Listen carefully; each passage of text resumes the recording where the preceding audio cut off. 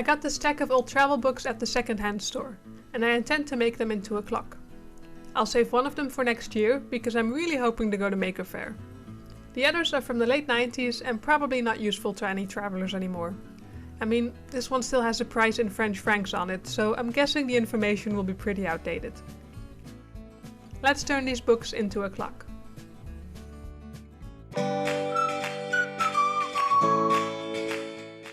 I plan to use the clock mechanism from this old alarm clock that I also found at the second-hand store. I checked that it still worked and then removed the cover.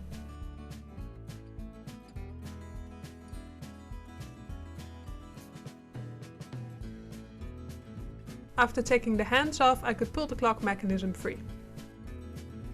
The mechanism will be placed inside the book so that only the clock hands are showing. I marked the center of the stack of books and I got a drill bit the same size as the pin that holds the clock hands.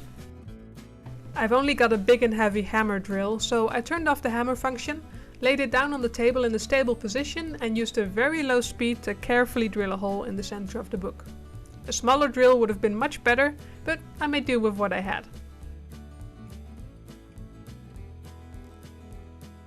Next, I marked the location of the hole I need to cut in the book to make room for the clock mechanism. I cut it out with an X-Acto knife and a metal ruler.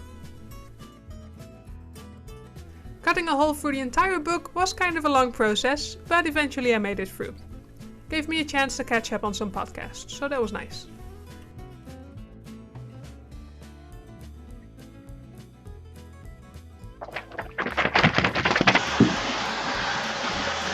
In the end, I couldn't get the section near the spine to be thin enough for the clock pin to reach all the way through. So I ended up buying a new clock mechanism with an extra long pin. The short one would probably have worked fine for a hardcover book though, so I put it aside for a future project and continue my work with the other two books. These books don't need to be cut all the way through, so I marked the location of the hole and I made sure I was cutting from the right side. Then I continued to make travel book confetti until the holes were deep enough.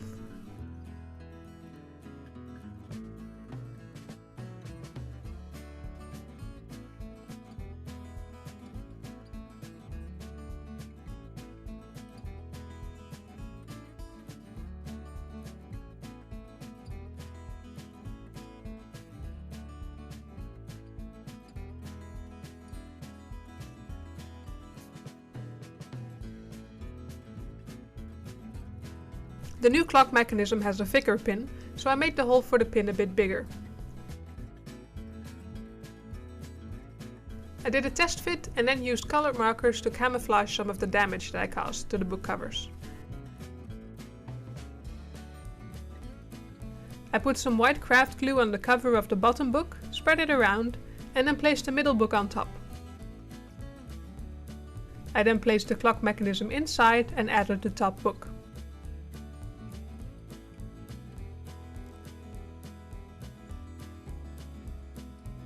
I put a whole bunch of rubber bands around the books to make sure they stayed in place, and I stacked some extra books on top to provide some pressure while the glue dried.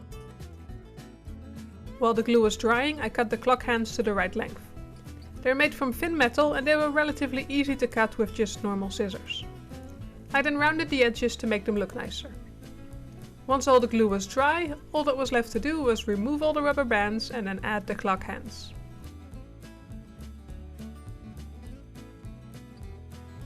I only glued the covers together, so I can still open up the books to place the battery inside, and of course replace it when it's needed.